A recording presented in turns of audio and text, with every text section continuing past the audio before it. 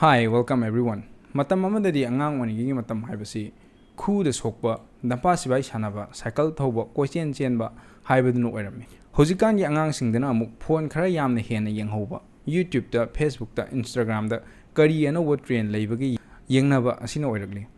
Matam amadadi mama mapa amagi mathausi manner takpa haitaba yadaba khogi cycle thoba mi loinaba asi takpirambani. Sanaba chatkhraga halai halakti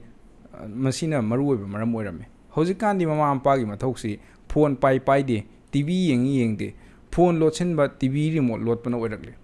Masi hairaga hojikangi angangsing loina mange technology si yamna fatte masina loina dominate tawkhre haibigi wafam dudi nate masidegi hena maru oiriba wafam si matam sida mama mapa ama oina emotionally strong oiba angang asigi society asida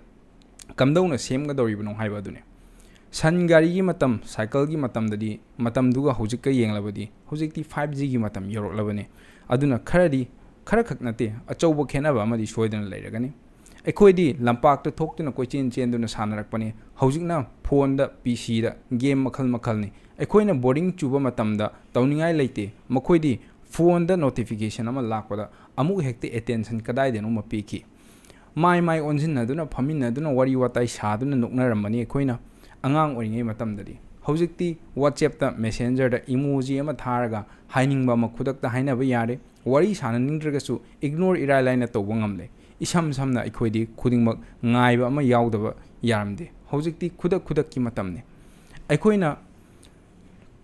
ma hoina aikoi yolakpa matam dadi chai paiduna control tawrokpani lam mehelaga na chai chare haiba indraba chai dum chare hojikti masigi mawongsi chatnaba yadaba gumba ama tawrokli Swaida technology na amuk angang singda singthok singsin tawriba sida amuk lakchaning liba asina technology haiba sidi khutlai amane masina angang singda lana sijinare amangba phattaba haibadu oigadoribani aduga phana sijinaragadi afaba haibadu su hekta ohenba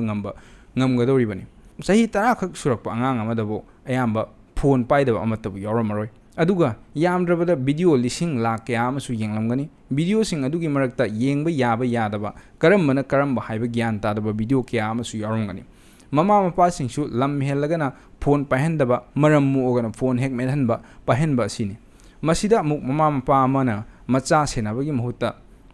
phone sing asina natraga TV na angang sing senahanduna thamnara abanina angang sing asigi emotional connection social connection mental connection loinamak mangtharek liba sini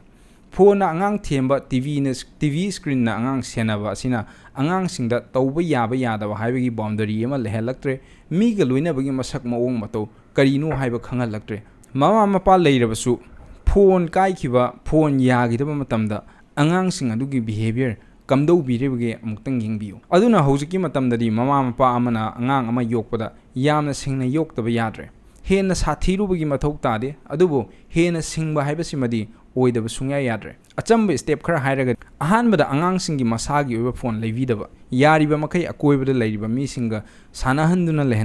lehennaba honaba asimadi yamna maru oigani masagi oiba phone levidaba asina mangondagi phone lapthokna leibada yamna mateng panggadoribani mama mapa singna ani subada angang aduna phone paiba natraga TV yengbagi matam akaknaba ama thambiba masida moida khak paigeno hairabadi kanaroi duna som isana su angang singi mamangda phone paidaba asi yamna kanagani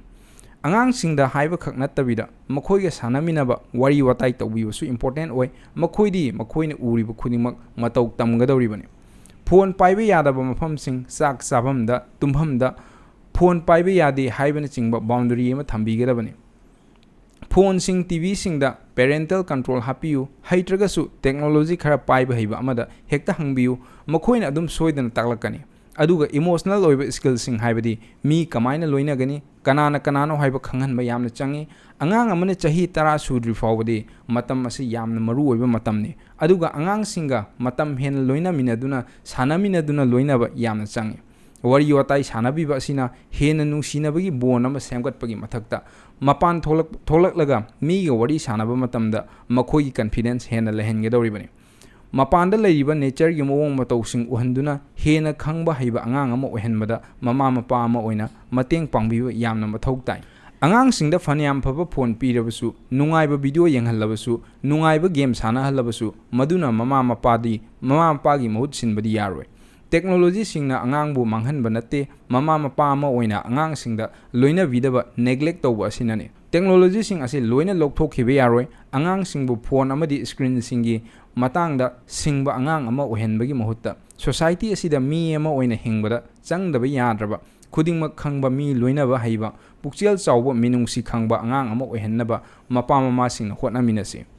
ꯍꯦꯟꯅ ꯑꯀꯨꯞꯄ ꯃꯔꯣꯜꯁꯤꯡ ꯈꯪꯕꯤꯅꯤꯡꯕ ꯅꯩꯅꯅꯤꯡꯕꯁꯤꯡꯅ hpravin.com ꯗ visit ꯇꯧꯕꯤꯌꯨ, ꯑꯗꯨꯒ ꯑꯇꯣꯞꯄ ꯂꯥꯏꯔꯤꯛ ꯑꯣꯏꯅ raising human in digital world ꯀꯧꯕ Diana ꯒ꯭ꯔꯦꯕꯔꯅ ꯏꯕ ꯂꯥꯏꯔꯤꯛ ꯑꯁꯤꯁꯨ ꯄꯥꯕꯤꯌꯨ꯫ ꯑꯃꯦꯔꯤꯀꯟ ꯑꯦꯀꯥꯗꯃꯤ ꯑꯣꯐ ꯄꯤꯗꯤꯌꯥꯇ꯭ꯔꯤꯛꯁꯀꯤ ꯁ꯭ꯀ꯭ꯔꯤꯟ ꯇꯥꯏꯝ ꯒꯥꯏꯗꯂꯥꯏꯟꯁꯨ ꯌꯦꯡꯕꯗ ꯀꯥꯟꯅꯕ ꯑꯗꯨꯝ ꯐꯪꯒꯅꯤ꯫ ꯚꯤꯗꯤꯑꯣ ꯑꯁꯤꯕꯨ ꯀꯥꯟꯅꯩ ꯍꯥꯏꯅ ꯈꯟꯕꯤꯔꯒꯗꯤ ꯂꯥꯏꯛ, ꯁꯕꯁꯀ꯭ꯔꯥꯏꯕ ꯑꯃꯗꯤ ꯀꯃꯦꯟꯠ ꯇꯧꯕꯤꯔꯝꯃꯨ, ꯑꯗꯨꯒ ꯚꯤꯗꯤꯑꯣ ꯑꯁꯤꯗꯒꯤ ꯀꯥꯟꯅꯒꯅꯤ ꯈꯟꯕꯤꯕ ꯃꯔꯨꯞ ꯃꯄꯥꯡꯁꯤꯡ, ꯃꯃꯥ ꯃꯄꯥꯁꯤꯡꯗꯁꯨ ꯁꯤꯌꯔ ꯇꯧꯕꯤꯔꯝꯃꯨ꯫ Thanks for watching. Thank you for watching until the end of this video.